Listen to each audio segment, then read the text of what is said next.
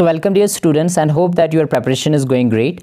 So today we will revise the third chapter of your organic chemistry, that is actually the 8th chapter of your syllabus, that is aldehydes, ketones and carboxylic acids. ये unit बहुत ही ज़्यादा important रहेगा क्योंकि इस unit से आपका long answer type question पूछा जाएगा। तो इसके जितने भी इंपॉर्टेंट क्वेश्चंस है वो यहाँ पे हम डिस्कस करेंगे।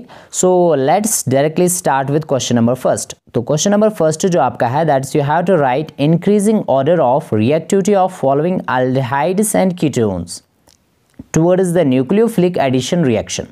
तो यहाँ पे कुछ अल्डिहाइड्स और कीटोन्स आपको दिए गए हैं। ये आपका पहला पार्ट है इस क्वेश्चन का। तो ये आपका बेंजल्डिहाइड है, राइट। तो जैसे ये आपका इथेनॉल है, ठीक है ना। तो ये कुछ अल्डिहाइड्स और कीटोन्स दिए गए हैं, आपको बताना है इंक्रीजिंग ऑर्डर ऑफ रिएक्टिविटी। तो देखो सिंपली आप याद रखेंगे, जब भी हम बात करेंगे order of reactivity towards the nucleophilic addition reaction, तो आप सिंपली याद रखेंगे कि दैट जो अल्डिहाइड्स आपके होते हैं, अल्डिहाइड्स ये ज़्यादा रिएक्टिव होते हैं कीटोन से, ठीक है ना। तो ये एक्चुअली ऐसा है क्योंकि यहाँ पे एक्चुअली जो कार्बोनाइल कार्बन होता है वो ज़्यादा इलेक्ट्रोफिलिक होना चाहिए, वही ज़्यादा टेक पार्ट करेगा न्यूक्लियोफिलिक एडिशन रिएक्शन में फास्ट, राइट। तो सिंपली आप याद रखेंगे कि अल्डिहाइड्स जो है ज़्यादा रिएक्टिव होते हैं कीटोन से। अब दूसरी बात जो यहाँ पे आप याद रखेंगे वो ये है कि अगर आपके पास अलीफैटिक अल्डिहाइड्स है, अलीफैटिक अल्डिहाइड्स है या कीटोन्स है, वो ज़्यादा रिएक्टिव होते हैं एरोमेटिक से, वो ज़्यादा रिएक्टिव होते हैं एरोमेटिक से। तो ये इंपॉर्टेंट रहेगा यहाँ पे। सिंपली इसी के बेस पे आप इस क्वेश्चन को सॉल्व कर सकते हैं। सिंपली एक बात जो आपको याद रखनी है दैट इज़ अल्डिहाइड्स जो होते हैं ज़्यादा रिएक्टिव होते हैं कीटोन से, और अगर आपका एलिफैटिक अल्डिहाइड और एरोमेटिक अल्डिहाइड है तो एलिफैटिक ज़्यादा रिएक्टिव होगा, ये दूसरा पॉइंट आपको याद रखना है। सिमिलरली अगर आपका एलिफैटिक कीटोन है वो भी ज़्यादा रिएक्टिव होगा एरोमेटिक कीटोन से, तो इंपॉर्टेंट रहेगा। सो दैट मीन्स यहाँ पे फर्स्ट ऑफ ऑल देखो जितने भी यहाँ पे कीटोन्स हैं वो लेस रिएक्टिव होंगे, अल्डिहाइड्स ज़्यादा रिएक्टिव होंगे। तो देख लो ये आपका यहाँ पे अल्डिहाइड है, ठीक है ना। सिमिलरली ये आपका अल्डिहाइड है, राइट। ये आपका कीटोन है, ये भी कीटोन है, तो ये आपका अल्डिहाइड है, ठीक है। तो ये तीन जो आपके हैं अल्डिहाइड्स है, मतलब ये तीनों बाकी जो ऑर्गेनिक कंपाउंड्स हैं उनसे ज़्यादा रिएक्टिव होंगे। तो देख लो 1 2 3 मतलब ये ज़्यादा रिएक्टिव है। अब इनमें से देखना है कि सबसे ज़्यादा रिएक्टिव कौन सा होगा। तो ये एरोमेटिक है, एरोमेटिक कम रिएक्टिव होता है, और ये एलिफैटिक है, तो एलिफैटिक ज़्यादा रिएक्टिव। अब एक और बात, ये आपका जो है दिस इज़ फॉर्मल्डिहाइड, ठीक है ना। यहाँ पे कोई भी अल्काइल ग्रुप नहीं है और यहाँ पे मीथाइल है, तो डेफिनेटली ये आपका ज़्यादा रिएक्टिव होगा 3। तो आप लिखेंगे यहाँ पे order increasing order of reactivity, मतलब सबसे ज़्यादा जो रिएक्टिव होगा आपका वो होगा आपका 3rd, राइट। अब देखो उससे कम रिएक्टिव कौन सा होगा, डेफिनेटली वो आपका 2nd होगा, राइट। और 2nd के बाद जो है ये उसके बाद सभी ये कीटोन्स है, ये अल्डिहाइड है, तो डेफिनेटली ये आप लिखेंगे 1st, ये रिएक्टिव होगा, ठीक है। और उसके बाद आ जाते हैं हम कीटोन्स पे।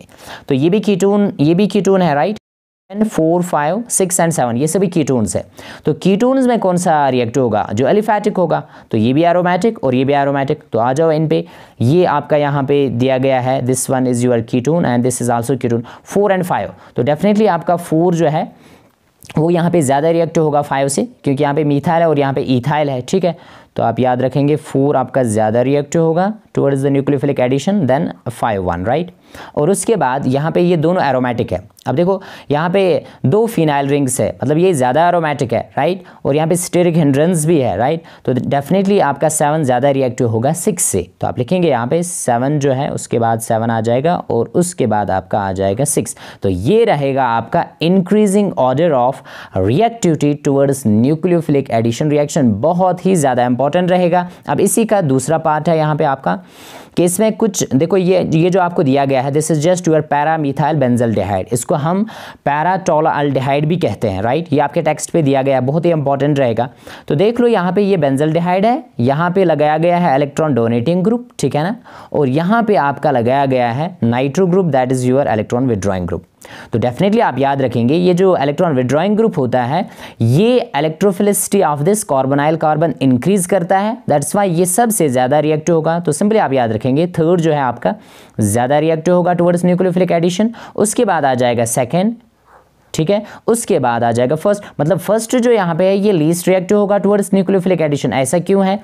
इट इज़ बिकॉज क्योंकि यहाँ पे मिथाइल जो है ये यहाँ पे इसको लेस इलेक्ट्रोफिलिक बनाता है इस कार्बोनाइल कार्बन को, तो ये यहाँ पे रिएक्टिविटी डिक्रीज करेगा इलेक्ट्रॉन डोनेटिंग ग्रुप, और इलेक्ट्रॉन विड्रॉइंग ग्रुप इंक्रीज करेगा reactivity towards nucleophilic addition reaction. बहुत ही ज़्यादा इंपॉर्टेंट रहेगा।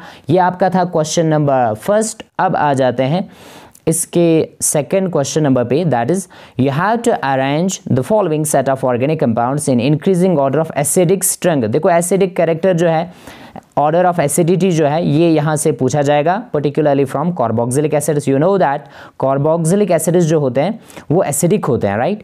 तो ये है आपका क्वेश्चन नंबर सेकंड। यहाँ पे इसका पहला जो पार्ट है, आपको यहाँ पे ये 4 कंपाउंड्स दिए गए हैं और आपको बताना है कि ज़्यादा एसिडिक कौन सा होगा। तो देखो सिंपली आप देखा करेंगे डिफरेंस क्या है।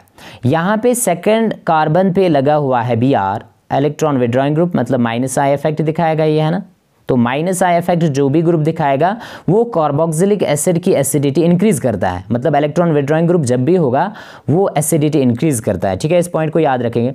अब देखो यहाँ पे भी Br है, पर ये किस कार्बन, देख लो यहाँ पे ये कार्बन नंबर 1 है, 2 थर्ड कार्बन पे है ये, ठीक है, और यहाँ पे दूसरे कार्बन पे है, तो ज़्यादा इफेक्ट यहाँ पे होगा ना फर्स्ट में। अब यहाँ पे देख लो थर्ड और फोर्थ में, देखो ये जो ग्रुप यहाँ पे लगा हुआ है ये है आपका आइसोप्रोपाइल। ये जो ग्रुप है जिसको मैंने सर्कल किया ये आपका आइसोप्रोपाइल है, और यहाँ पे ये जो ग्रुप आपका लगा हुआ है ये है एन प्रोपाइल। तो मुझे बताएगा कोई आप में से कि दैट इंडक्टिव इफेक्ट जो है प्लस आई इफेक्ट वो किसका ज़्यादा होता है? क्या वो आइसोप्रोपाइल का ज़्यादा होता है या एन प्रोपाइल का ज़्यादा होता है? तो आप सभी याद रखेंगे दैट प्लस आई इफेक्ट जो होता है आइसोप्रोपाइल का ज़्यादा होता है as compare to n propyl.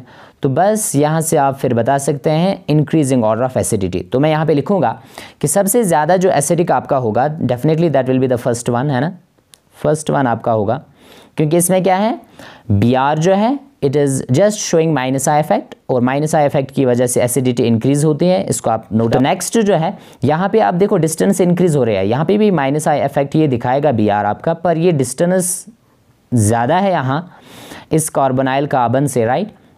तो ये इजीली प्रोटॉन नहीं देगा, तो दैट मीन्स ये लेस एसिडिक होगा। दूसरा आपका फर्स्ट सबसे ज़्यादा एसिडिक, उसके बाद सेकंड, उसके बाद आ जाएगा आपका 4। मैंने बताया ना एन प्रोपाइल जो है उसका जो प्लस आई इफेक्ट होता है वो कम होता है आइसोप्रोपाइल से। आइसोप्रोपाइल जो है इसका प्लस आई इफेक्ट ज़्यादा होता है, तो दैट इज़ वाई उसके बाद आ जाएगा आपका थर्ड वन। तो दैट मीन्स यहाँ पे देख लो ये भी मतलब अल्काइल ग्रुप है एन प्रोपाइल, और आइसोप्रोपाइल भी क्या है अल्काइल ग्रुप। जो भी अल्काइल ग्रुप होता है ये आपका इलेक्ट्रॉन डोनेटिंग ग्रुप होता है, और इलेक्ट्रॉन डोनेटिंग ग्रुप जो है आपने पढ़ा है it decreases the acidity, right. Carboxylic acids की एसिडिटी को ये डिक्रीज करता है, पर अब ज़्यादा डिक्रीज कौन करेगा यहाँ पे? तो सिंपली आप याद रखेंगे दैट जो आपका आइसोप्रोपाइल है उसका प्लस आई इफेक्ट ज़्यादा है, तभी ये एसिडिटी जो है ज़्यादा डिक्रीज करेगा, तो थर्ड आपका लीस्ट एसिडिक होगा। तो ये है इंक्रीजिंग ऑर्डर ऑफ एसिडिटी, इसको आप याद रखेंगे।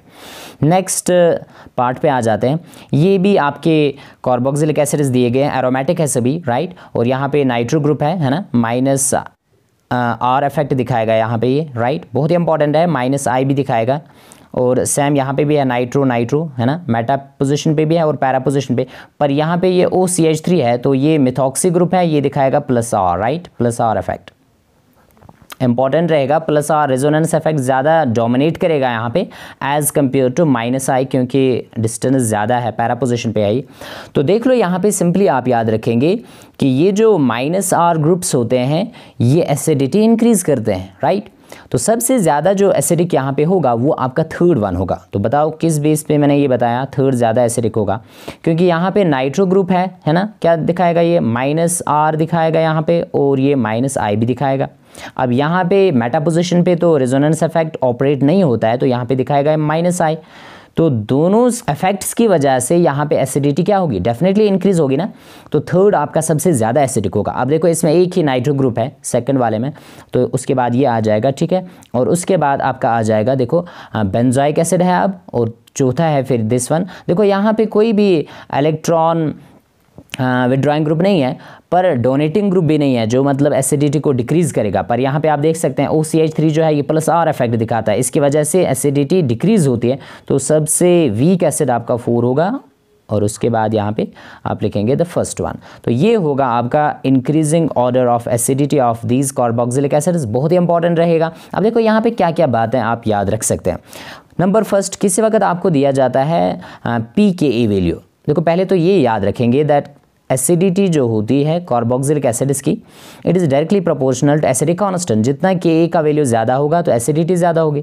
पर किसी वक्त Ka वैल्यू नहीं दिया जाता है, किसी वक्त pKa वैल्यू दिया जाता है, तो फिर आप याद ऐसे रखेंगे दैट एसिडिटी जो होती है it is inversely proportional to pKa value, that is power of acidic constant. जितना इसका वैल्यू कम होगा एसिडिटी उतनी ज़्यादा होगी। इंपॉर्टेंट रहेगा, इसको आप नोट डाउन करेंगे, ठीक है। और फिर क्या आपने याद रखा दैट इलेक्ट्रॉन विड्रॉइंग ग्रुप जब भी कार्बोक्सिलिक एसिड में आप देखेंगे तो ये एसिडिटी को इंक्रीज करता है, और जब भी इलेक्ट्रॉन डोनेटिंग ग्रुप आप देखेंगे तो वो एसिडिटी को डिक्रीज करता है। तो इंपॉर्टेंट रहेगा, इसको आप नोट डाउन करेंगे, राइट। और उसके बाद आप याद रखेंगे, देखो कार्बोक्सिलिक एसिड जो है या फिनॉल्स जो है वो एसिडिक होते हैं। वो ये कैसे पता चल जाता है? Simply by reaction with metals, active metals, जैसे आपके पास सोडियम, पोटेशियम, ये जो मेटल्स है ये ईजिली रिएक्ट होते हैं कार्बोक्सिलिक एसिड के साथ, और वहाँ पे हाइड्रोजन गैस लिबरेट होता है। तो this is very important that liberation of hydrogen gas जो है, इसी से आपको पता चल जाता है कि that these are acidic in nature. जो भी हाइड्रोजन गैस को लिबरेट करेगा, जैसे फिनॉल है, एसिडिक है ना फिनॉल, ऑलरेडी हमने पढ़ा। तो कार्बोक्सिलिक एसिड्स भी एसिडिक है, तो ये भी इजीली हाइड्रोजन गैस को लिबरेट करते हैं when they react with active metals like sodium and potassium. तो इस बात को यहाँ पे आप याद रखेंगे, ठीक है। तो ये इंपॉर्टेंट रहेगा। अब आ जाते हैं part third of this question. देखो ये भी कार्बोक्सिलिक एसिड है, तीनों है। यहाँ पे एक इलेक्ट्रॉन विड्रॉइंग ग्रुप है, यहाँ पे 2 है, Cl2 है ना, और यहाँ पे 3 है। तो डेफिनेटली आप याद रखेंगे दैट जितने number of electron withdrawing groups या माइनस I इफेक्ट ग्रुप्स जितने ज़्यादा होंगे तो वहाँ पे एसिडिटी उतनी ज़्यादा इंक्रीज होगी। तो डेफिनेटली यहाँ पे आपका थर्ड जो है ये सबसे ज़्यादा एसिडिक होगा, उसके बाद सेकेंड वन, एंड उसके बाद आपका आ जाएगा द फर्स्ट वन, ठीक है। तो ये है इंक्रीजिंग ऑर्डर ऑफ एसिडिटी, इसको आप याद रखेंगे। अब देखो नेक्स्ट कंपाउंड्स आपको दिए गए हैं, ये क्या है? सल्फ्यूरिक एसिड, ये आपका मिनरल एसिड है। तो आप सिंपली याद रखेंगे मिनरल एसिड्स जो है सबसे ज़्यादा एसिडिक होते हैं, जैसे सल्फ्यूरिक एसिड है, नाइट्रिक एसिड है, हाइड्रोक्लोरिक एसिड है। उसके बाद है कार्बोक्सिलिक एसिड, ठीक है। उसके बाद ये फिनॉल है, और ये आपका अल्कोहल है। तो आप सिंपली याद रखेंगे सबसे ज़्यादा एसिडिक होते हैं मिनरल एसिड्स, तो यहाँ पे आ जाएगा फर्स्ट सबसे ज़्यादा एसिडिक, ठीक है। उसके बाद देखो फिनॉल है, कार्बोक्सिलिक एसिड है, तो कार्बोक्सिलिक एसिड ये ज़्यादा एसिडिक होता है फिनॉल से, तो फिर लिखेंगे आप थर्ड। और फिर जो आपका अल्कोहल है ये लीस्ट एसिडिक होता है। तो ये रहेगा इंक्रीजिंग ऑर्डर ऑफ एसिडिटी। मैं फिर से रिपीट कर रहा हूँ, अल्कोहल सबसे लीस्ट एसिडिक, ठीक है। उसके बाद आपका आ जाएगा फिनॉल, उसके बाद आपका आ जाएगा कार्बोक्सिलिक एसिड, और सबसे लास्ट मतलब सबसे ज़्यादा एसिडिक जो आपका होगा वो होगा मिनरल एसिड। मिनरल एसिड में बाद में कोई भी आप ले सकते हैं, जैसे सल्फ्यूरिक एसिड है, नाइट्रिक एसिड है, राइट, हाइड्रोक्लोरिक एसिड। उसके बाद नेक्स्ट क्वेश्चन पे आ जाते हैं, that is question number 3। Question number 3 जो आपका है यहाँ पे, that is explain nucleophilic addition reactions of aldehydes and ketones. तो इंपॉर्टेंट रहेगा। तो देख लो यहाँ पे सिंपली इसका आप स्क्रीनशॉट लेंगे। ये कोई भी अल्डिहाइड या कीटोन हो सकता है, ठीक है। तो अगर हम इसकी एडिशन, न्यूक्लियोफिलिक एडिशन रिएक्शन दिखाएंगे हाइड्रोसायनिक एसिड के साथ, HCN के साथ, तो क्या होगा? सिंपली H आप दे देंगे ऑक्सीजन को, और CN जो है कार्बन को दे देंगे, तो सायानोहाइड्रिन बन जाता है। और अगर इसकी फर्दर हम हाइड्रोलिसिस करेंगे, ठीक है, तो ये जो आपका CN होता है ये कन्वर्ट होता है इनटू COH, तो अल्फा हाइड्रोक्सी एसिड बन जाएगा। इंपॉर्टेंट रहेगा, इसको आप नोट डाउन करेंगे। पर एक इंपॉर्टेंट बात ये है दैट ये जो आपका बेंजल्डिहाइड है, एरोमेटिक अल्डिहाइड, यहाँ पे सायानोहाइड्रिन नहीं बन जाता है इससे, ठीक है। तो ये इसको आप नोट डाउन करेंगे, एक्सेप्शन है। उसके बाद नेक्स्ट न्यूक्लियोफिलिक एडिशन रिएक्शन जो है that is with sodium bisulphide. तो यहाँ पे ये जो एडक्ट बना, ठीक है, एक्चुअली पहले यहाँ पे क्या होता है, सोडियम आपका ऑक्सीजन के साथ रिएक्ट होता है, ठीक है। उसके बाद रीअरेंज होके ये बन जाएगा OH, और यहाँ पे आ जाएगा सोडियम। तो इसकी जब आप हाइड्रोलिसिस फर्दर करेंगे एसिडिक मीडियम में या बेसिक मीडियम में, तो आपको वापस मिल जाएगा अल्डिहाइड या कीटोन जो आप यहाँ पे ले रहे हैं, ठीक है। तो नेक्स्ट इंपॉर्टेंट बात ये है कि अगर आपके पास एक ऐसा कीटोन है जिसमें बल्कि अल्काइल ग्रुप है या एरोमेटिक कीटोन है, तो वहाँ पे ये एडिक्ट नहीं बन जाएगा, मतलब वो ये एडिशन न्यूक्लियोफिलिक एडिशन रिएक्शन नहीं दिखाता है किसके साथ, सोडियम बाइसल्फाइड के साथ। तो नेक्स्ट जो है that is nucleophilic addition reaction with Grignard reagent, बहुत ही इंपॉर्टेंट रहेगा, ऑलरेडी आपने पढ़ा है अल्कोहल्स, फिनॉल्स और इथर्स में। तो यहाँ पे बन जाता है अल्कोहल, और ये ऑलरेडी आपने याद रखा होगा कि अगर आपका फॉर्मल्डिहाइड है दैट इज HCHO तो फिर बन जाता है आपका प्राइमरी अल्कोहल, है ना, इंपॉर्टेंट है, ये ऑलरेडी आपने पढ़ा है। और अगर कोई और अल्डिहाइड होगा, है ना, तो वहाँ पे फिर बन जाता है आपका सेकेंडरी अल्कोहल, और अगर आपके पास कीटोन है तो वहाँ पे बन जाता है आपका टर्शियरी अल्कोहल। तो नेक्स्ट जो है वो ये है कि मैकेनिज्म किसी वक्त आपको पूछा जाता है, तो मैंने यहाँ पे दिखा दिया है बीच में mechanism of nucleophilic addition reaction. तो देखो मैकेनिज्म में क्या आपको याद रखना है कि ये जो आपका न्यूक्लियोफाइल होता है ये पहले अटैक करेगा इस कार्बोनाइल कार्बन पे, ठीक है, क्योंकि ये कार्बन जो है इलेक्ट्रोफिलिक है, ठीक है ना, ऑक्सीजन हाईली इलेक्ट्रोनेगेटिव है, तो ये इलेक्ट्रॉन जो है पाई इलेक्ट्रॉन ऑक्सीजन पे शिफ्ट होंगे, मतलब इस पर नेगेटिव चार्ज आ जाएगी, है ना। तो यहाँ पे बन जाता है आपका टेट्राहेड्रल इंटरमीडिएट, ये बन जाएगा टेट्राहेड्रल इंटरमीडिएट पहले, ये आपका पहला स्टेप है। और ये जो आपका पहला स्टेप है इसको आप नोट डाउन करेंगे कि ये आपका स्लो स्टेप है। तो स्लो स्टेप जो होता है कैसा होता है, रीडिटरमाइनिंग स्टेप।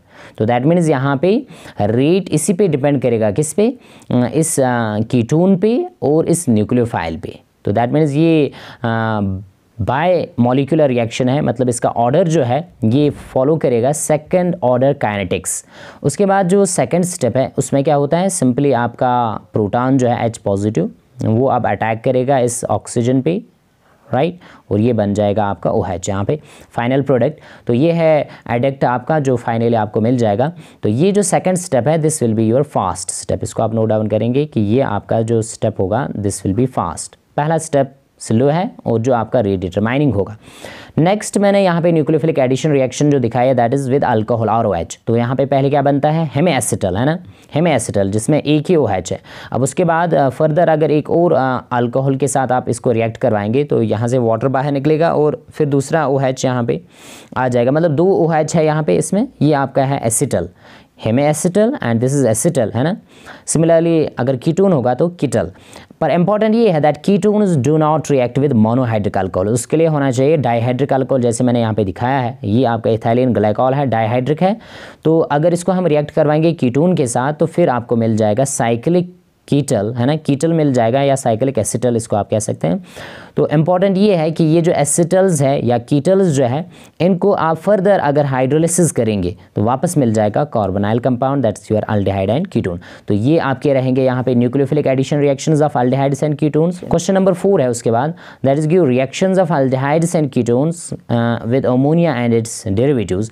ये क्वेश्चन बहुत ज़्यादा इंपॉर्टेंट है, इसके लिए भी यहाँ पे मैंने दिखाया है, बस ये आपको याद रखना है। ये जो यहाँ पे है इसका आप स्क्रीनशॉट लेंगे और याद रखेंगे, इसको रिवाइज करेंगे। देखो ये आपका अल्डिहाइड कीटोन है यहाँ पे, ठीक है, ये जो है और NH2 क्या है, अमाइन, है ना। तो अमाइन्स के साथ जब इसको हम रिएक्ट करवाएंगे, देखो रिएक्शन कैसे होते हैं, यहाँ से ऑक्सीजन निकलेगा और यहाँ से H2 मतलब वाटर बाहर निकालना है। तो वहाँ पे क्या बचा, वहाँ पे बचा C डबल बॉन्ड N, उसके बाद R। तो इसको शिफ्स बेस कहा जाता है। शिफ्स बेस जो है बहुत ही इंपॉर्टेंट है, इससे आप अल्डिहाइड्स और कीटोन्स को आइडेंटिफाई कर सकते हैं, राइट। तो इम्पॉर्टेंट ये रहेगा that this is actually your substituted amine, है ना, इसको हम कहते हैं सब्स्टिट्यूटेड अमीन।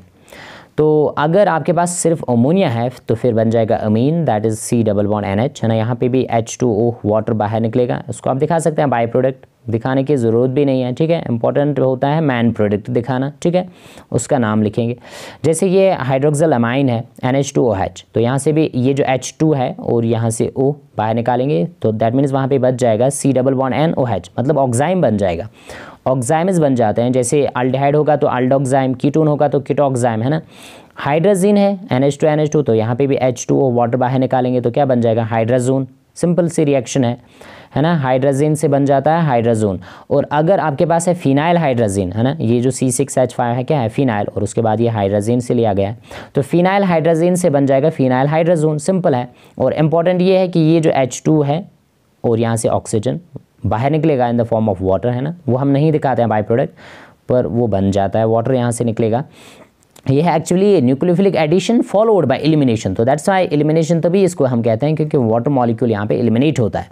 तो नेक्स्ट है दिस वन, देखो ये क्या है, ये है 2,4, है ना, 2,4 डाइनाइट्रो फिनाइल हाइड्रोजीन, ठीक है ना, जिसको आप कहते हैं 2,4 4 DNP, di nitrophenyl hydrazine, DNP।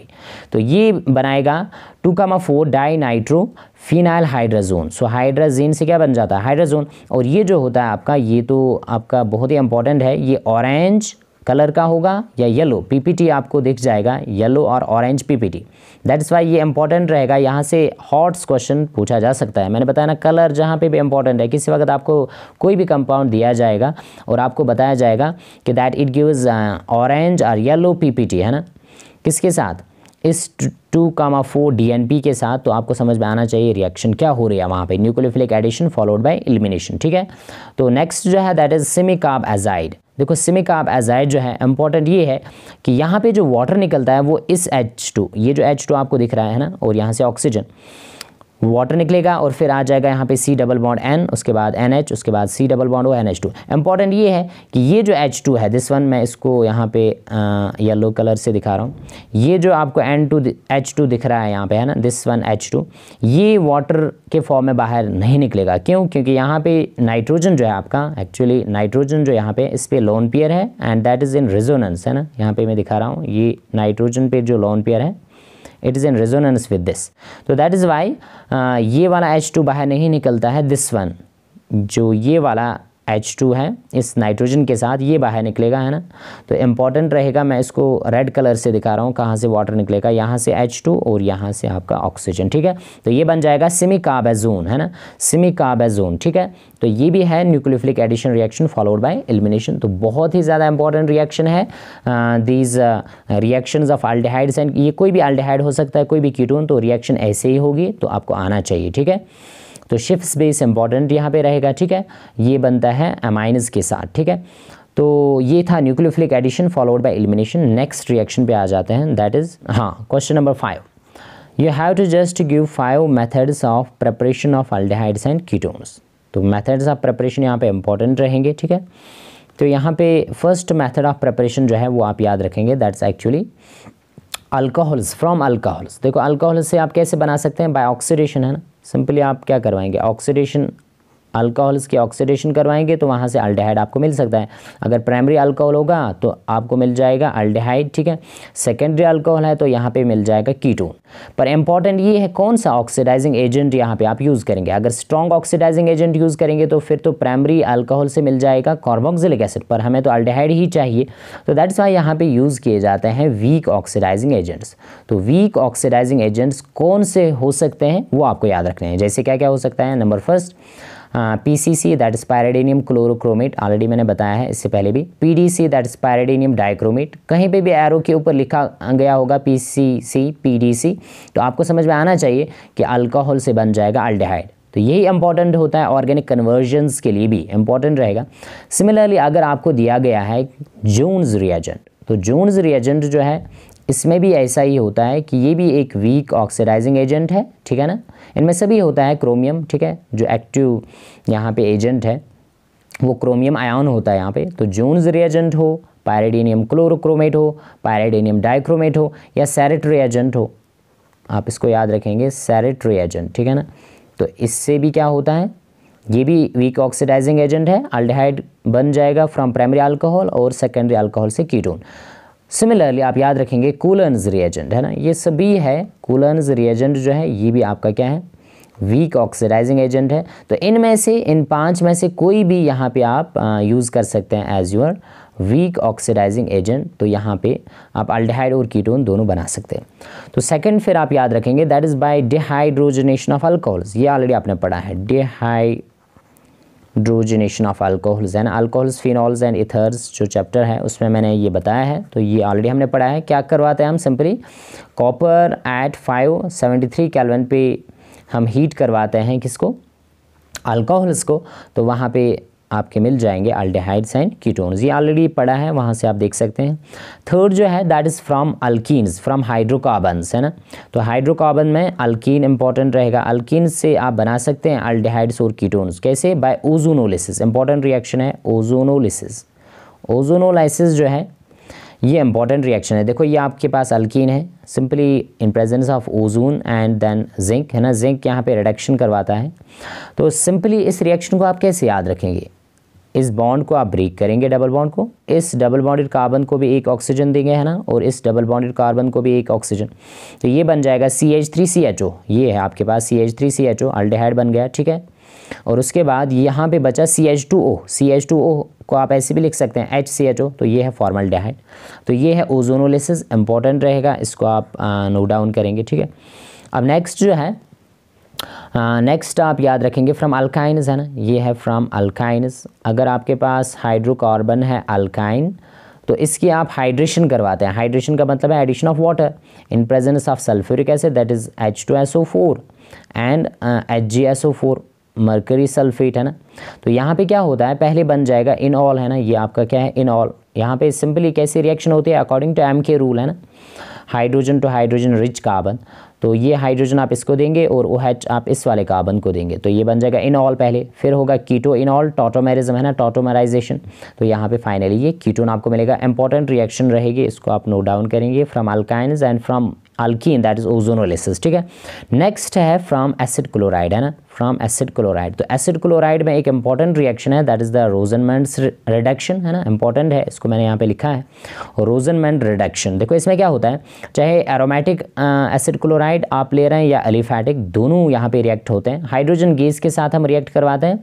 Catalyst important है, दैट इज पैलेडियम कैटलिस्ट, जो सपोर्ट किया जाता है, which is supported over barium sulphate, and this reaction is poisoned by sulphur और क्विनोलिन, ठीक है, जिसको आप कहते हैं लिंडलार्स कैटलिस्ट, है ना, इंपॉर्टेंट रहेगा, लिंडलार्स कैटलिस्ट इंपॉर्टेंट है। तो यहाँ पे सिंपली HCl बाहर निकलेगा और यहाँ पे H आ जाएगा, तो अल्डिहाइड आपका मिल जाएगा, चाहे एलिफैटिक या एरोमेटिक, ठीक है।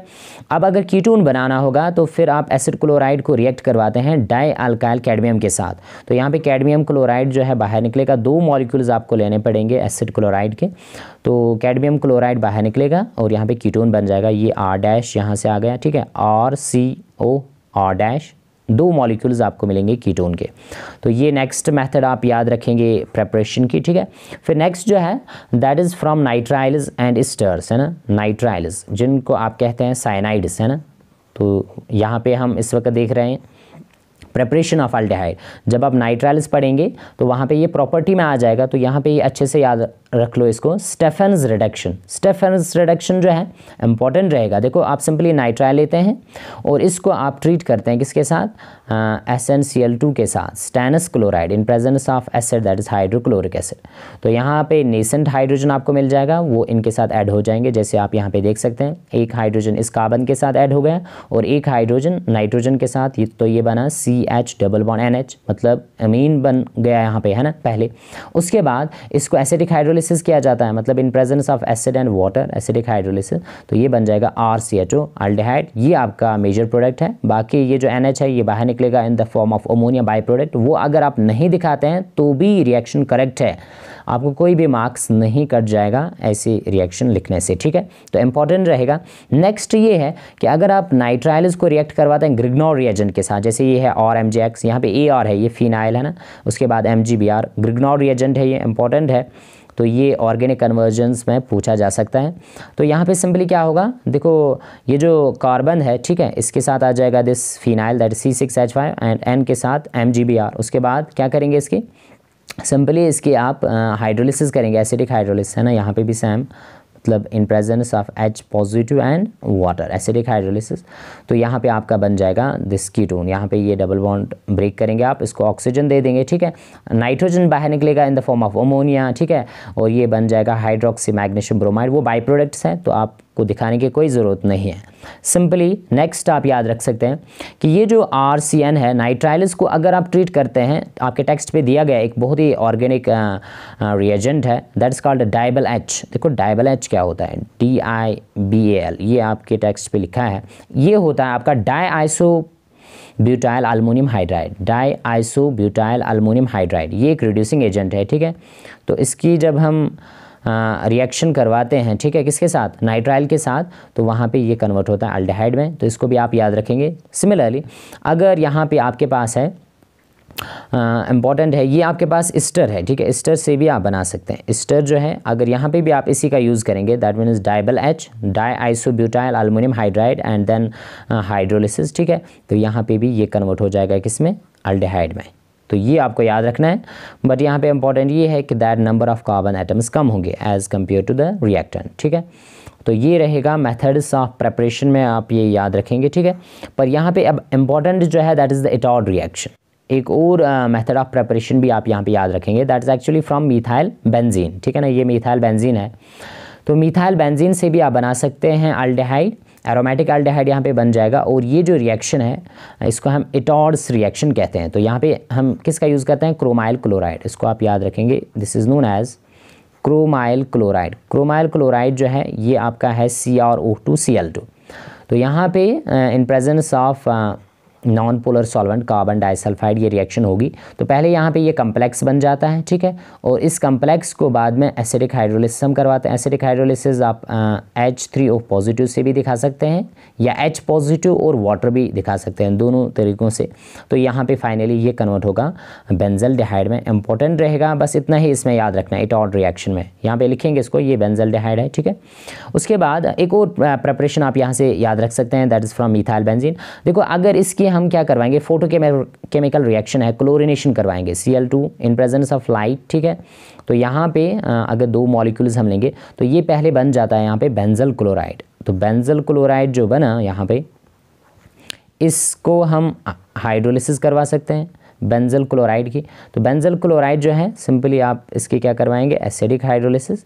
तो ये बन जाएगा पहले यहाँ पे at a temperature of 373 kelvin, ये आपका बन जाएगा दिस वन। मतलब HCl तो बाहर निकलेगा है ना, बाई प्रोडक्ट, उसको नहीं दिखाना है। सिंपली CH जो है इस पे 2 OH आ जाएंगे यहाँ पे। और ये ऑलरेडी आपने पढ़ा है, जब एक कार्बन पे 2 OH होते हैं तो वो अनस्टेबल होता है, तो यहाँ से वाटर बाहर निकलेगा, तो ये बन जाएगा CHO बेंजल्डिहाइड। यहाँ से भी आप बना सकते हैं। तो ये रिएक्शन भी यहाँ पे ऑर्गेनिक कन्वर्जन के लिए इंपॉर्टेंट रहेगी, इसको आप नोट डाउन करेंगे। तो ये थे मेथड्स ऑफ प्रेपरेशन। पर इसके अलावा यहाँ पे एक और रिएक्शन है, दैट इज़ गेटरमैन-कोच रिएक्शन।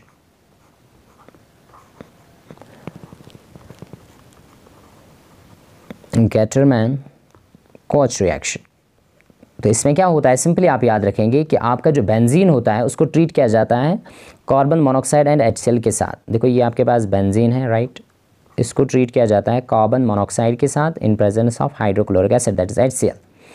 तो यहाँ पे in presence of anhydrous aluminium chloride ये रिएक्शन होगी, anhydrous aluminium chloride that is ElCl3। तो सिंपली यहाँ पे बन जाएगा आपका बेंजल्डिहाइड।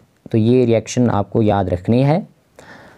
अब देखो इसको याद कैसे रखेंगे, देखो ये जो है गेटरमैन-कोच रिएक्शन, यहाँ पे आप देख सकते हैं CO मतलब कार्बन मोनोऑक्साइड यहाँ पे होता है और HCl, तो ऐसे आप इसको याद रख सकते हैं। तो यहाँ पे बन जाता है बेंजल्डिहाइड। नेक्स्ट आप यहाँ पे याद रख सकते हैं, दैट इज़ बेंजीन से आप बना सकते हैं बाय फ्रीडल-क्राफ्ट्स एसाइलेशन। ये रिएक्शन ऑलरेडी आपने पढ़ी है, ठीक है ना, फ्रीडल-क्राफ्ट्स एसाइलेशन। देखो क्या करना है यहाँ पे, सिंपली ये आपके पास बेंजीन है, इसको अगर आप ट्रीट करते हैं किसके साथ, एसिड क्लोराइड के साथ, that is CH3C double bond O Cl के साथ, ठीक है। तो यहाँ पे इन प्रेजेंस ऑफ यही एनहाइड्रस अल्मोनियम क्लोराइड, तो यहाँ पे क्या बन जाएगा, यहाँ पे इस बेंजीन के ऊपर आ जाएगा C double bond O CH3, ठीक है। ऐसे ये बन जाएगा आपका एसिटोफिनोन है ना, यहाँ पे CH3 और HCl जो है बाहर निकलेगा। तो ये है method of preparation of aromatic ketone, ठीक है। तो इसको आप याद रखेंगे। अब नेक्स्ट जो रिएक्शन है, that is you have to arrange the following in increasing order of boiling point. देखो यहाँ पे बॉइलिंग पॉइंट आपको दिखाना है, increasing order of boiling point, ठीक है ना। अब देखो ये जो आपके कंपाउंड्स यहाँ पे दिए गए हैं, ये जो पहला है अल्केन है, हाइड्रोकार्बन है, तो इसमें weak van Waals force of attraction होता है, तो बॉइलिंग पॉइंट सबसे कम होगा, है ना। उसके बाद ये जो अल्कोहल है आपका, इसमें स्ट्रॉन्ग हाइड्रोजन बॉन्डिंग होती है, तो इसका बॉइलिंग पॉइंट बहुत ज़्यादा होगा, है ना। इसमें तो डाइपोल अट्रैक्शन होता है, इसमें ये आपका अल्डिहाइड है, इसको नोट डाउन करेंगे, ये अल्डिहाइड है और ये आपका कीटोन है, ठीक है। तो सबसे ज़्यादा जो बॉइलिंग पॉइंट होगा वो सेकंड का होगा, ठीक है, अल्कोहल। उसके बाद आपका कीटोन आ जाएगा, उसके बाद आपका आ जाएगा अल्डिहाइड, दैट्स 4-1। उसके बाद आपका आ जाएगा third one, that is the ether. और सबसे कम जो बॉइलिंग पॉइंट होगा वो आपका होगा इस हाइड्रोकार्बन का, दैट इज़ योर अल्केन, ठीक है, इंपॉर्टेंट रहेगा। तो अब अगर यहाँ पे आपको सॉलिबिलिटी पूछी जाती है, देखो सॉलिबिलिटी जो है मतलब कौन सा इनमें से सॉलिबल होगा, है ना, वाटर के अंदर। तो देखो जो हाइड्रोजन बॉन्ड बना सकता है वाटर के साथ वो तो सॉलिबल होगा, अल्कोहल हाईली सॉलिबल होते हैं, ठीक है। जैसे कार्बोक्सिलिक एसिड जो है वो भी सॉलिबल है, लोअर मेंबर्स है ना, aldehydes ketones lower member soluble होते हैं, पर जितने कार्बन एटम्स इंक्रीज़ होंगे तो सॉलिबिलिटी फिर डिक्रीज़ होती है, क्योंकि कार्बन चैन जो है वो नॉन पोलर है। तो आप लिखेंगे यहाँ पे दैट सॉलिबिलिटी जो है वो डिक्रीज़ होता है with increase in number of carbon atoms, with increase in number of carbon atoms. ठीक है, यहाँ से क्वेश्चन किसी वक्त पूछा जा सकता है। ठीक है, तो जिसमें ज़्यादा कार्बन एटम्स होंगे, चाहे वो आपका अल्डिहाइड हो या आपका कीटोन हो या कार्बोक्सिलिक एसिड हो, तो उसकी सॉलिबिलिटी डिक्रीज़ होगी with increase in number of carbon atoms. ठीक है, बाकी अल्कोहल हो, कार्बोक्सिलिक एसिड हो, ये हाईली सॉल्युबल होते हैं वाटर के अंदर due to hydrogen bonding, due to intermolecular hydrogen bonding. तो इसको आप यहाँ पे नोट डाउन करेंगे। सो नेक्स्ट क्वेश्चन जो है that is briefly explain Clemmensen reduction, Wolff-Kishner reduction, haloform reaction. तो ये बहुत ही ज़्यादा इंपॉर्टेंट क्वेश्चन रहेगा। So let's see first of all Clemmensen reduction. देखो इसमें क्या किया जाता है, आपका अल्डिहाइड हो या कीटोन हो, इसको ट्रीट किया जाता है जिंक अमलगम के साथ। तो दैट मीन्स जिंक के साथ क्या होगा, मरकरी होगा, है ना। Amalgam it is just an alloy which contains one of the metal mercury, है ना, जिसमें एक मेटल मरकरी होगा, उस तरह के एलॉय को हम अमलगम कहते हैं। तो जिंक अमलगम लिया जाता है और यहाँ पे एसिडिक मीडियम होना चाहिए, जैसे हाइड्रोक्लोरिक एसिड हम लेते हैं। तो सिंपली आप याद रखेंगे कि यहाँ पे ये जो C डबल बॉन्ड O है, ये आपका कन्वर्ट होता है इनटू CH2। सिंपली जैसे यहाँ पे आप देख सकते हैं ये C डबल बॉन्ड O था, तो ये कन्वर्ट हुआ इनटू CH2, तो ये आपका प्रोपेन यहाँ पे बन गया, अल्केन बन जाता है और बाय प्रोडक्ट वाटर बना। तो इसको हम क्लेमेंसन रिडक्शन कहते हैं। अल्डिहाइड भी ये देता है और कीटोन भी। बहुत सारे रिएक्शन इसमें आपको दिखा सकते हैं। यहाँ पे for example let's say R है आपका अल्काइल, ठीक है, लेट्स से यहाँ पे आपका H है, या कोई भी अल्काइल आप दे सकते हैं। मैंने बताया कीटोन भी ये दिखाता है और अल्डिहाइड भी। फिर यहाँ पे भी वैसे ही दिखाएंगे कि ये आपका R है और यहाँ पे भी R, ठीक है, कोई भी अल्काइल। सिमिलरली नेक्स्ट जो है that is the Wolff-Kishner reduction. देखो इसमें क्या होता है, आपका अल्डिहाइड और कीटोन जो है दोनों ये रिएक्शन दिखाते हैं और यहाँ पे हम इसको ट्रीट करते हैं हाइड्रोजीन के साथ। हाइड्रोजीन आपका है NH2 है ना, ये ऑलरेडी आपने पढ़ा, reaction of aldehyde and ketone with ammonia and it is derivatives, है ना वहाँ पे। तो उसके बाद यहाँ पे मीडियम जो है वो बेसिक होना चाहिए, जैसे हम लेते हैं सोडियम हाइड्रोक्साइड या पोटेशियम हाइड्रोक्साइड, ठीक है। और इसके साथ हम यहाँ पे सॉल्वेंट लेते हैं, जैसे इथाइलिन ग्लाइकॉल, है ना, यहाँ पे मैं लिखूंगा इथाइलिन ग्लाइकॉल, जिसका IUPAC नाम हर एक को याद होना चाहिए, दैट इज इथेन 1,2 डायोल, है ना। और थोड़ा सा हीट किया जाता है, तो यहाँ पे भी वही है दैट आपका C डबल बॉन्ड O जो है ये कन्वर्ट होता है इंटू CH2 और उसके बाद यहाँ पे बाई प्रोडक्ट आपको मिलेगा नाइट्रोजन गैस, है ना, N2। यहाँ पे आप देख सकते हैं 2 नाइट्रोजन एटम और फिर वाटर भी यहाँ पे बाई प्रोडक्ट आपको मिल जाएगा। तो दोनों क्लेमेंसन रिडक्शन और वोल्फ-किश्नर रिडक्शन में प्रोडक्ट आपका अल्केन बनता है। और इसमें इंपॉर्टेंट ये है कि यहाँ पे एसिडिक मीडियम में होती है क्लेमेंसन रिडक्शन और बेसिक मीडियम में होता है Wolff-Kishner reduction. Next third part पे आ जाते हैं, that is your haloform reaction. देखो हैलोफॉर्म रिएक्शन बहुत ज़्यादा इंपॉर्टेंट है। It is given bye methyl ketone. देखो मिथाइल कीटोन हम किसको कहते हैं, जिसमें एक मिथाइल जो है, एटलीस्ट 1 मिथाइल, ये अटैच्ड होना चाहिए टू कार्बोनाइल कार्बन। अब इसको किसके साथ ट्रीट हम करते हैं, इसको सिंपली हम ट्रीट करते हैं सोडियम हाइपोहैलाइड के साथ, दैट इज NaOH। इसको पढ़ा जाता है सोडियम हाइपोहैलाइड। मैं यहाँ पे लिखूंगा सोडियम हाइपोहैलाइड। किसी वक्त ऐसे दिया गया होगा दैट इज NaOH। अगर ऐसे नहीं दिया गया होगा तो फिर किसी वक्त ऐसे दिया जाता है, हैलोजन लिखा होगा और साथ में लिखा होगा बेस, जैसे पोटेशियम हाइड्रोक्साइड, कोई भी बेस लाइक सोडियम हाइड्रोक्साइड, ठीक है। तो तब भी वही बनना है सोडियम हाइपोहैलाइड और फिर यही इसके साथ रिएक्ट करता है। और यहाँ पे ये जो आपका कीटोन है ये कन्वर्ट होता है into sodium salt of carboxylic acid, that is sodium carboxylate, है ना। तो सोडियम कार्बोक्सिलेट के साथ आपको जो प्रोडक्ट मिलेगा यहाँ पे दैट इज हैलोफॉर्म। जैसे यहाँ पे आपका क्लोरीन होगा तो क्लोरोफॉर्म, आयोडीन होगा तो आयोडोफॉर्म। बहुत ही इंपॉर्टेंट रिएक्शन है। तो यहाँ पे इंपॉर्टेंट ये भी है कि अगर आपके पास डबल बॉन्ड है कहीं पे, उसको ये अफेक्ट नहीं करता है। जैसे यहाँ पे डबल बॉन्ड था, ये डबल बॉन्ड ऐसे ही है, बस आपका ये जो मिथाइल कीटोन है, इसमें ये जो मिथाइल है, मिथाइल आपका कन्वर्ट होता है इनटू हैलोफॉर्म, दैट इज यहाँ पे for example let me write it as NaOCl, है ना, दैट इज सोडियम हाइपोक्लोराइड। तो ये कन्वर्ट होगा यहाँ पे क्लोरोफॉर्म। अगर यहाँ पे आयोडीन होगा NaOI, तब यहाँ पे आयोडोफॉर्म बन जाएगा। तो ये है आपके आयोडोफॉर्म रिएक्शन, ठीक है। हैलोफॉर्म रिएक्शन इसको हम जनरल में कहते हैं। इंपॉर्टेंट ये है कि आपको आना चाहिए बताना, है ना। यहाँ पे आप लिख सकते हैं ये जो X है ना, ये कोई भी हैलोजन हो सकता है, जैसे क्लोरीन यूजुअली, है ना, ब्रोमीन होता है और आपका आयोडीन हो सकता है। तो यहाँ पे इंपॉर्टेंट ये है कि आपको पहचानना आना चाहिए कि कौन सा कीटोन हैलोफॉर्म रिएक्शन दे सकता है। तो हैलोफॉर्म रिएक्शन बहुत ही ज़्यादा इंपॉर्टेंट है क्योंकि आप इससे डिटेक्ट कर सकते हैं CH3C डबल बॉन्ड, है ना। किसी भी ऑर्गेनिक कंपाउंड में अगर ये ग्रुप आपको डिटेक्ट करना होगा तो हैलोफॉर्म रिएक्शन से आप कर सकते हैं। अब यहाँ पे मैं कुछ एग्जांपल दूंगा जिससे आपको समझ में आ जाएगा कौन सा अल्डिहाइड या कीटोन हैलोफॉर्म रिएक्शन दे सकता है। फॉर एग्जांपल अगर आपके पास है फॉर्मल्डिहाइड दैट इज HCHO है ना, तो ये तो मिथाइल कीटोन है ही नहीं, ये हैलोफॉर्म रिएक्शन नहीं दे सकता है। अगर हम लिखेंगे यहाँ पे CH3C double bond O and H, ये कीटोन तो नहीं है, अल्डिहाइड है, पर ये मिथाइल कीटोन आपका है। मैंने बताया ना मिथाइल अटैच्ड होना चाहिए टू कार्बोनाइल कार्बन, तो ये भी तो मिथाइल कीटोन है। ये अल्डिहाइड है, इथेनॉल है, एसिटल्डिहाइड जिसको आप कहते हैं, पर ये हैलोफॉर्म रिएक्शन दे सकता है। नेक्स्ट बहुत ही ज़्यादा इंपॉर्टेंट, देखो ये आपको क्या लग रहा है, ये अल्कोहल है ना, CH3CH2OH, यस अल्कोहल है, पर ये भी हैलोफॉर्म रिएक्शन दे सकता है। बताओ क्यों? अगर इसकी ऑक्सीडेशन हम करवाएंगे, अगर इसके हम करवाएंगे ऑक्सीडेशन, तो ये किस में कन्वर्ट होगा, है ना, अगर माइल्ड ऑक्सीडाइजिंग एजेंट का यूज़ करेंगे तो अल्डिहाइड में कन्वर्ट होगा। तो ये कौन सा अल्डिहाइड है? CH3CHO, तो ये तो यही है ना, CH3CHO, तो ये हैलोफॉर्म रिएक्शन फिर दे सकता है। तो दैट मीन्स आपको ध्यान रखना है वो अल्कोहल्स जिनको हम ऑक्सीडाइज करके मिथाइल कीटोन में कन्वर्ट कर सकते हैं वो हैलोफॉर्म रिएक्शन दे सकते हैं। फॉर एग्जाम्पल अगर आपके पास है CH3CH, उसके बाद यहाँ पे OH, ये आपका सेकेंडरी अल्कोहल है, ठीक है ना, तो ये भी हैलोफॉर्म रिएक्शन देगा, क्योंकि अगर आप इसकी ऑक्सीडेशन करवाएंगे, ठीक है ना, तो ये किस में कन्वर्ट होगा, कीटोन में कन्वर्ट होगा, तो ये भी बन गया ना मिथाइल कीटोन, तो ये हैलोफॉर्म रिएक्शन दे सकता है, राइट।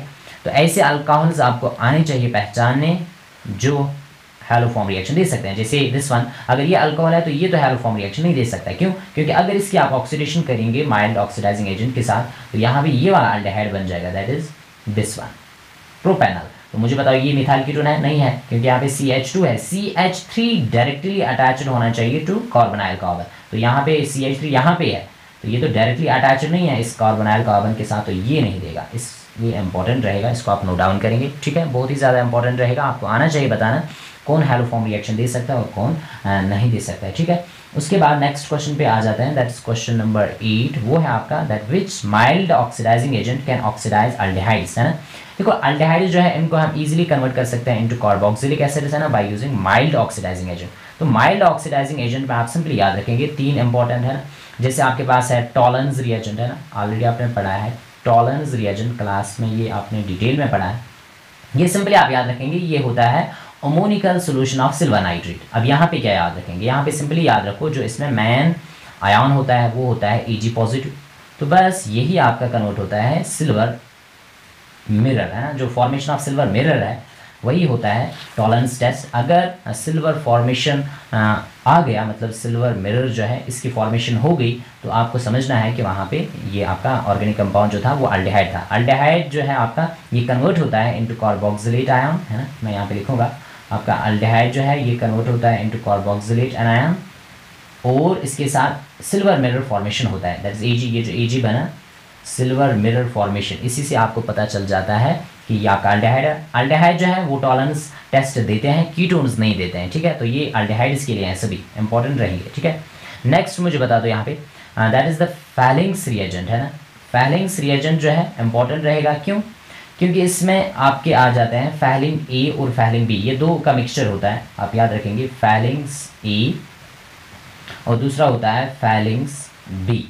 फैलिंग A जो आपका होता है इसमें सिंपली आप याद रखेंगे ये होता है आपका एक्वस कॉपर सल्फेट, और फैलिंग B जो होता है ये आपका होता है अल्कलाइन सोडियम पोटेशियम टाटारेट, है ना, सोडियम पोटेशियम टाटारेट, मतलब टाटारिक एसिड जो है उसका सोडियम पोटेशियम सॉल्ट। तो यहाँ पे जो मैन आयन है आपका that is Cu divalent positive, जो किसमें कन्वर्ट होता है Cu मोनोवैलेंट पॉजिटिव में। एक्चुअली क्या होता है ये जो Cu डाइवेलेंट पॉजिटिव है ये कन्वर्ट होता है इनटू क्यूपरस ऑक्साइड, तो क्यूपरस ऑक्साइड में क्या है copper is in +1 oxidation state, तो यहाँ पे भी क्या हुआ रिडक्शन हुआ, सिल्वर यहाँ Ag पॉजिटिव था ये भी कन्वर्ट हुआ Ag में, तो यहाँ पे भी क्या हुआ रिडक्शन हुआ, है ना। तो रिडक्शन जिसका होगा वो क्या एक्ट करेगा एज यूर ऑक्सीडाइजिंग एजेंट, तो टॉलरेंस रिएजेंट ऑक्सीडाइजिंग एजेंट है, फैलिंग्स रिएजेंट आपका ऑक्सीडाइजिंग एजेंट है, क्यों है? क्योंकि यहाँ पे भी क्या हुआ आपका Cu डाइवेलेंट पॉजिटिव किसमें कन्वर्ट हुआ Cu मोनोवैलेंट पॉजिटिव में, तो रिडक्शन हुआ, तो जिसकी रिडक्शन होगी वो आपका होता है ऑक्सीडाइजिंग एजेंट। तो माइल्ड ऑक्सीडाइजिंग एजेंट है ये, और ये हम यूज़ करते हैं in order to detect aldehydes, क्योंकि अल्डिहाइड्स टॉलरेंस टेस्ट देते हैं, फैलिंग्स टेस्ट देते हैं, कीटोन्स नहीं देते हैं। पर इसमें एक एक्सेप्शन भी है जो आप याद रख सकते हैं, जो अल्फा हाइड्रोक्सी कीटोन्स होते हैं, मैं यहाँ पे लिखूंगा अल्फा हाइड्रोक्सी कीटोन्स जो होते हैं ये आपका टॉलरेंस टेस्ट देते हैं, ये आपका फैलिंग्स टेस्ट देते हैं, ठीक है। तो ये एक एक्सेप्शन है यहाँ पे, इसको आप याद रख सकते हैं। अल्फा हाइड्रोक्सी कीटोन्स दे सकते हैं, अदरवाइज बाकी जितने भी कीटोन्स हैं वो टॉलरेंस टेस्ट और फैलिंग्स टेस्ट नहीं देते हैं, इस बात को आप याद रखेंगे। अब यहाँ पे एक और रिएजेंट आप याद रख सकते हैं, that is the mild oxidising agent, that is the Benedict's reagent, है ना। बेनेडिक्ट्स रिएजेंट जो है इसमें क्या होता है, ये भी आपका माइल्ड ऑक्सीडाइजिंग एजेंट है, और इसमें सिंपली आप याद रखेंगे यहाँ पे क्या होता है, कॉपर सल्फेट का सोल्यूशन होता है, जैसे फैलिंग्स रिएजेंट में होता था, पर यहाँ पे होता है आपका सोडियम साइट्रेट, मतलब वहाँ पे था सोडियम पोटेशियम टार्टारेट, और यहाँ पे होता है साइट्रिक एसिड का salt, that is sodium citrate, ठीक है, एंड सोडियम कार्बोनेट, इसके साथ होता है सोडियम कार्बोनेट, ठीक है, सोडियम कार्बोनेट। तो यहाँ पे भी रिएक्शन तो वही होनी है, मतलब यहाँ पे भी जो मेन आयन है आपका, that is copper divalent positive, और जो फाइनली किसमें कन्वर्ट होगा, क्यूपरस ऑक्साइड में, that is just your red PPT. तो फॉर्मेशन ऑफ रेड पीपीटी जहाँ पे भी होगा तो it clearly indicates the presence of aldehyde. तो अल्डिहाइड्स और कीटोन्स को हम इजीली सेपरेट कर सकते हैं by these Tollens test, Fehling's test, Benedict's test, ठीक है। और यहाँ पे इंपॉर्टेंट बात जो आप याद रखेंगे, जो एक्सेप्शन में आप याद रख सकते हैं, दैट इज जो आपका एरोमेटिक अल्डिहाइड होता है, एरोमेटिक अल्डिहाइड जो आपका है, एरोमेटिक अल्डिहाइड जिसमें आपका बेंजल्डिहाइड आ जाएगा, दैट इज C6H5CHO बेंजल्डिहाइड, ये फैलिंग्स टेस्ट नहीं देता है, अल्डिहाइड है पर फिर भी नहीं देता है, एरोमेटिक है ये, है ना। तो आप नोट डाउन करेंगे इसको, does not give Fehling's test, है ना, मैं शॉर्ट में लिखूंगा, फैलिंग्स टेस्ट ये नहीं देता है, इस बात को याद रखेंगे। अब एक और बात यहाँ पे, ये तो अल्डिहाइड्स का ऑक्सीडेशन हमने देखा, थोड़ा सा कीटोन का भी देख लेते हैं, कीटोन का भी थोड़ा सा देख लेते हैं। देखो कीटोन में आप सिंपल याद रखेंगे, अगर आपके पास कीटोन है और उसको आप क्या करते हैं, वो तो पहले नॉर्मल कंडीशंस पे तो ऑक्सीडाइज नहीं होता है, नॉर्मल कंडीशंस में, राइट, पर अगर हम स्ट्रॉन्ग ऑक्सीडाइजिंग एजेंट का यूज़ करेंगे, है ना, जैसे यू ऑलरेडी नो KMnO4 का हम यूज़ कर सकते हैं, ठीक है, इन प्रेजेंस ऑफ नाइट्रिक एसिड, है ना, इसको बहुत ही हाई टेम्परेचर पे अंडर ड्रास्टिक कंडीशन ऑक्सीडाइज करवा सकते हैं। पर इंपॉर्टेंट ये होता है कि यहाँ पे बॉन्ड कैसे ब्रेक होगा, ये जो क्या ये वाला बॉन्ड ब्रेक होगा, दिस वन, है ना, इसको मैं ए बताऊँगा, या दूसरा बॉन्ड ब्रेक हो सकता है, दैट इज़ दिस वन, है ना। तो कौन सा बॉन्ड यहाँ पे ब्रेक होगा वो इंपॉर्टेंट होता है, ठीक है। बाकी यहाँ पे तो कार्बोक्सिलिक एसिड ही बनना है, तो ये अनसिमेट्रिकल कीटोन जहाँ पे भी होगा वहाँ पे एक इंपॉर्टेंट रूल यूज होता है, जिस रूल को आप याद रखेंगे, दैट्स कॉल्ड पॉपॉफ्स रूल। तो पॉपॉफ्स रूल इंपॉर्टेंट रहेगा यहाँ पे, पॉपॉफ्स रूल। तो ये क्या कहता है, दैट ये जो कार्बोनाइल कार्बन होता है आपका, it is always retained bye smaller alkyl group, मतलब ये जो C डबल बॉन्ड O है ये किसके साथ जाएगा, इस स्मॉलर अल्काइल ग्रुप के साथ जाएगा। तो इसका मतलब ये है कि B वाला बॉन्ड जो है ये ब्रेक होगा, दिस वन बॉन्ड ये ब्रेक होगा, तो दैट मीन्स ये किसमें कन्वर्ट होगा, CH3COH, एक तो ये कार्बोक्सिलिक एसिड बनेगा CH3COH, है ना। अब दूसरा जो है that is this one CH3 and COH, दूसरा भी आपका बन जाएगा CH3COH, ठीक है। अब अगर यहाँ पे क्या होता है, लेट्स से CH2 होता, उसके बाद CH2 फिर से, उसके बाद CH3, तब कौन सा कार्बोक्सिलिक एसिड बनता, तब बनता CH3 CH2 COH, है ना, जिसमें 3 कार्बन होंगे, वो कार्बोक्सिलिक एसिड बन जाता, मतलब प्रोपायोनिक एसिड, है ना। पर यहाँ पे 2 ही है इसमें, ठीक है। तो इंपॉर्टेंट यही होता है, फॉर एग्जाम्पल अगर आपको let's say this one is given to you as your ketone, तो आपको यहाँ पे बताना है ना कौन सा बॉन्ड ब्रेक होगा। तो मैंने बताया C डबल बॉन्ड हो, it will be retained by this small alkyl group, तो ये वाला बॉन्ड आपका ब्रेक होगा। तो दैट मीन्स जो कार्बोक्सिलिक एसिड आपको यहाँ पे मिलेगा, दैट विल बी CH3COH, और दूसरा आपको मिल जाएगा CH3CH2, उसके बाद COH, है। नेक्स्ट क्वेश्चन आपका है क्वेश्चन नंबर 9। तो क्वेश्चन नंबर 9 में आपको एक्सप्लेन करना है अल्डोल कंडेंसेशन एंड कैनेजरोज रिएक्शन, बहुत ही ज़्यादा इंपॉर्टेंट ये भी है। तो यहाँ पे देख लेते हैं क्वेश्चन नंबर 9 का पहला part, that is what is aldol condensation. देखो पहले होती है अल्डोल रिएक्शन, और ये जो है these are actually reactions due to alpha hydrogen, इसको आप याद रखेंगे, अल्फा हाइड्रोजन की वजह से ये रिएक्शंस होती है। जैसे ये आपके पास है CH3 C double bond O and H, ये आपका अल्डिहाइड है, तो यहाँ पे ये जो कार्बन है दिस इज़ अल्फा कार्बन, तो ये जो हाइड्रोजन यहाँ पे आपको दिख रहे हैं दीज आर अल्फा हाइड्रोजन, और इनकी वजह से ये रिएक्शंस होती है, ठीक है, अल्डोल कंडेंसेशन या अल्डोल रिएक्शन, ठीक है। ये दोनों रिएक्शन तभी होती है जब एटलीस्ट 1 अल्फा हाइड्रोजन होगा अल्डिहाइड में या कीटोन में, ठीक है। तो पहले देख लेते हैं अल्डोल कंडेंसेशन। देखो अगर आपके पास है let's say you are given CH3CHO, ठीक है ना, ये आपका एसिटल्डिहाइड है जिसको आप इथेनॉल कहते हैं। तो दूसरा मॉलिक्यूल में अगर इसका ले रहा हूँ just like this, that is मैं लिख रहा हूँ CH एंड CH2, ये भी है CH3, है ना, और उसके बाद CHO। तो सिंपली यहाँ पे आपको क्या करना है, इसको ट्रीट किया जाता है डाइल्यूट सोडियम हाइड्रोक्साइड के साथ, मतलब बेस के साथ। तो यहाँ पे सिंपली आप क्या करेंगे, शॉर्ट में अब मैं यहाँ पे बता रहा हूँ, वाटर को रिमूव करेंगे तो यहाँ पे बन जाएगा आपका final product, that is just like this, that is CH3, उसके बाद CH, then double bond CH and then CHO। तो ये आपका रहेगा फाइनल प्रोडक्ट जो आपका कहलाता है अल्फ़ा बीटा अनसैचुरेटेड अल्डिहाइड या कार्बोनाइल कंपाउंड। तो ये है अल्डोल कंडेंसेशन, ठीक है, अल्डोल कंडेंसेशन। अब अगर आपको दिखाना होगा अल्डोल रिएक्शन ओनली, कंडेंसेशन नहीं दिखाना होगा, कंडेंसेशन में एक्चुअली वाटर यहाँ पे रिमूव होगा, ठीक है। पर अगर आपको सिंपली अल्डोल दिखाना है तो देख लो तब कैसे दिखाएंगे आप। ये आपके पास है C डबल बॉन्ड O और यहाँ पे H है ना।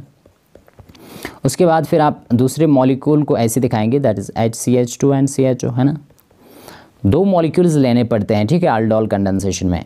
हाँ, तो ये हाइड्रोजन आप सिंपली इस ऑक्सीजन को दे देंगे और इस CH2 को जोड़ देंगे इस कार्बन के साथ। तो यहाँ पे आपका अल्डोल बन जाएगा, जिसको आप अल्डोल रिएक्शन कहते हैं, that is just like this, CH3, उसके बाद COH, ठीक है। अब यहाँ पे H ऑलरेडी था और इसी के साथ इस कार्बन के साथ आ जाएगा CH2 एंड CHO। तो ये आपका क्या है, ये है अल्डोल। क्यों है अल्डोल? क्योंकि अल्डिहाइड ग्रुप भी है और यहाँ पे ऑल भी है OH, तो इसको अल्डोल कहा जाता है। तो इसी को अल्डोल रिएक्शन हम कहते हैं। पर कंडेंसेशन तब बताएंगे जब यहाँ से अब वाटर रिमूव होगा, है ना। कैसे? यहाँ से OH ये वाला, ठीक है, और यहाँ से H, तो फिर ये फाइनली बन जाएगा alpha beta unsaturated carbonyl compound. तो दैट इज़ अल्डोल कंडेंसेशन, ठीक है। तो हर एक को आना चाहिए। फॉर एग्जांपल यहाँ पे मैं अगर कीटोन ले रहा हूँ, let's say this is my ketone, that is the acetone, ठीक है। तो इसको मैं अगर रिएक्ट करवा रहा हूँ अनदर मॉलिक्यूल ऑफ एसीटोन, उसको मैं ऐसे दिखाऊंगा, दैट इज़ CH2, ठीक है ना। उसके बाद C double bond O and CH3, ठीक है।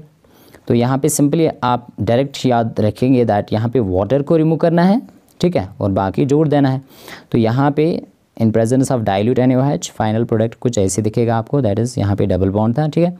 उसके बाद यहाँ पे CH and then C double bond O and then CH3।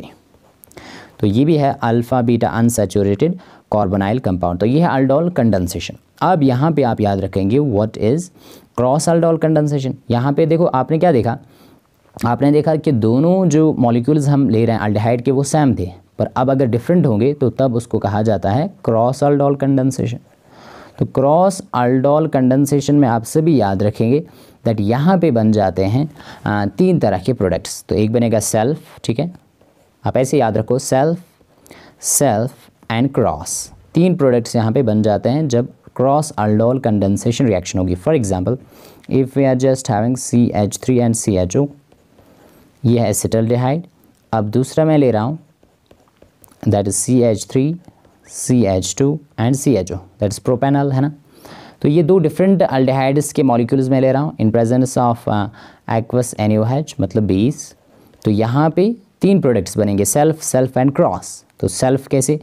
For example ये जो एसिटल्डिहाइड है, अगर इसके दो मॉलिक्यूल्स आपस में कंडेंस होंगे, मतलब अल्डोल कंडेंसेशन होगी, तब जो प्रोडक्ट बनेगा that will be just like this, that is CH3, उसके बाद CH double bond CH and CHO, है ना। ये आपने ऑलरेडी समझा।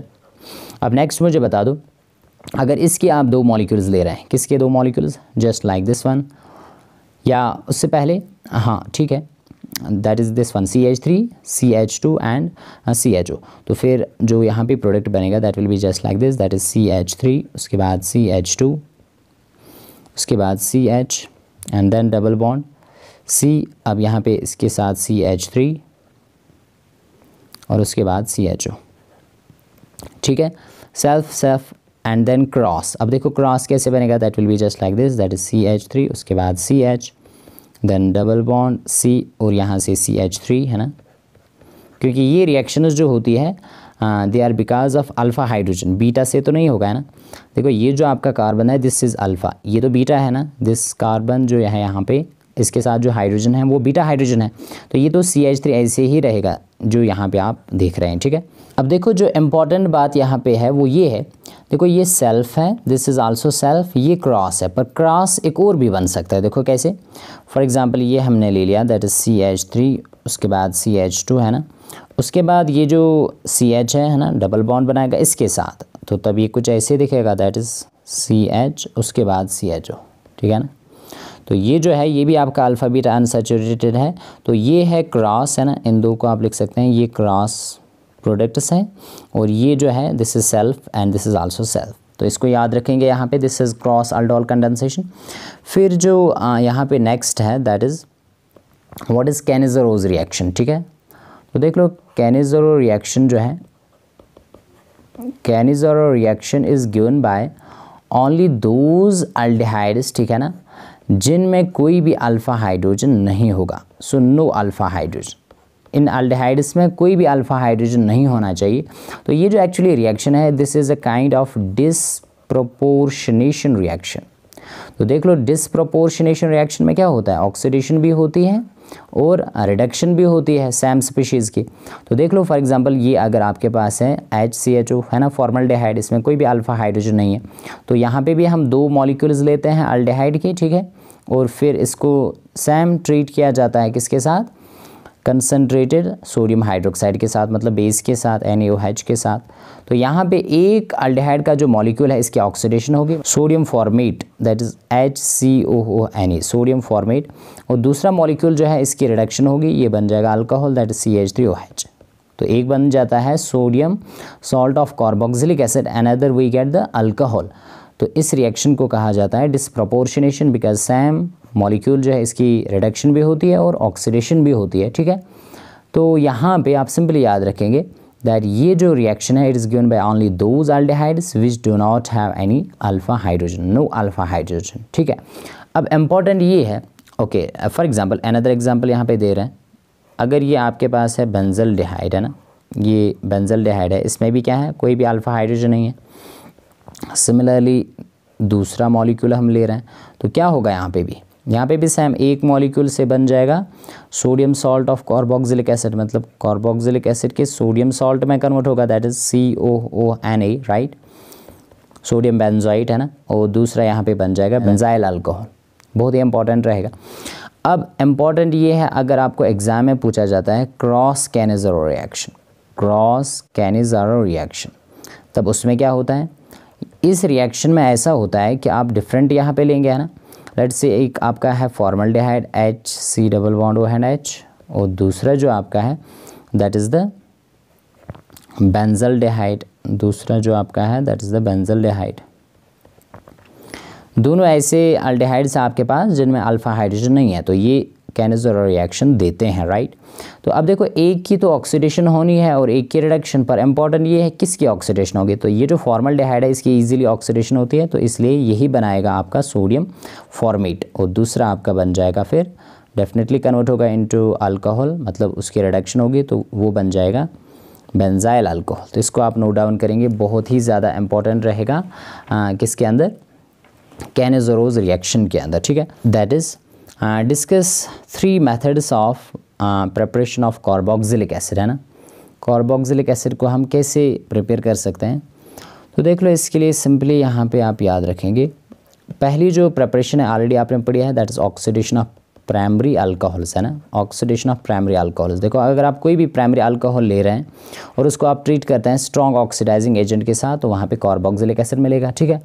नेक्स्ट आप याद रखेंगे, देखो नाइट्राइल्स की अगर आप हाइड्रोलिसिस करेंगे, कोई भी नाइट्राइल, जैसे ये RCN है, मैंने बताया था, अगर इसकी एसिडिक हाइड्रोलिसिस हम करते हैं तो वहाँ पे क्या बन जाता है, कार्बोक्सिलिक एसिड। सिंपल प्रिपरेशन है, आप रिएक्शन को दिखा सकते हैं, ऑलरेडी हमने डिस्कस किया है।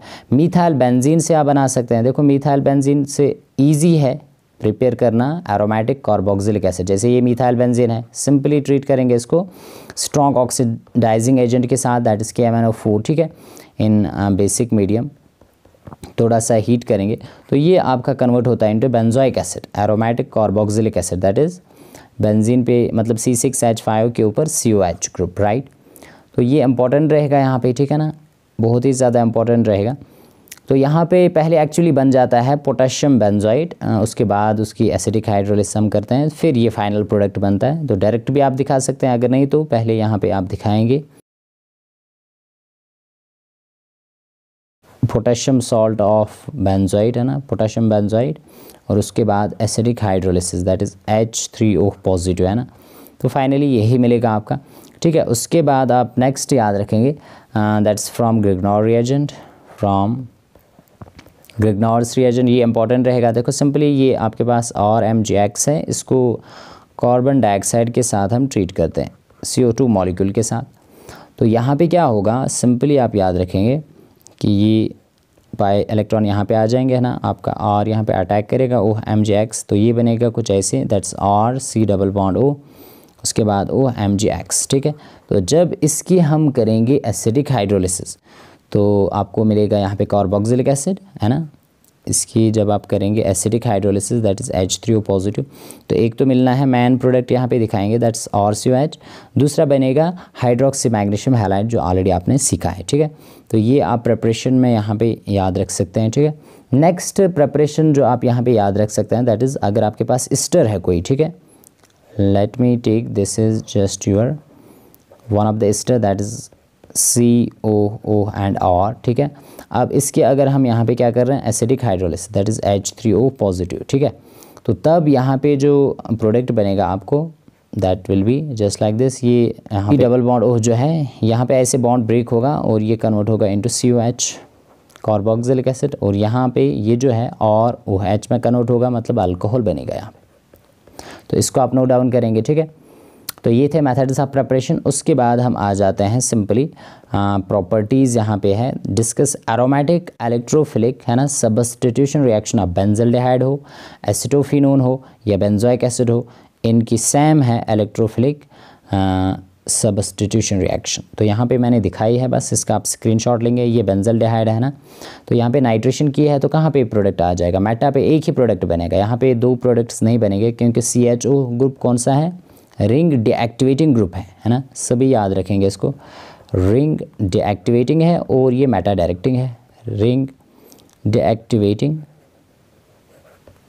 और ये मेटा डायरेक्टिंग है, तो एक ही प्रोडक्ट बनेगा मेटा नाइट्रो बेंजल्डिहाइड। तो सिमिलरली सल्फोनेशन है यहाँ पे, तो मेटा बेंजल्डिहाइड सल्फोनिक एसिड, मतलब एक ही प्रोडक्ट मेटा बनेगा। अब देखो क्लोरिनेशन हम करवा रहे हैं इन प्रेजेंस ऑफ कैटलिस्ट FeCl3, तो मेटा क्लोरोबेंजल्डिहाइड है ना।